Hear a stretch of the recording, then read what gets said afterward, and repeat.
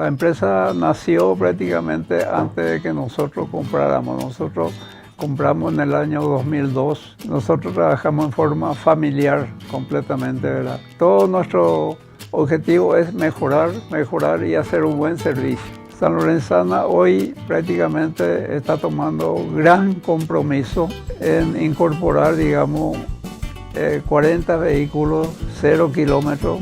La empresa, digamos, aparte de su servicio rutinario de servir al público, se dedica prácticamente en mejora en la comunidad.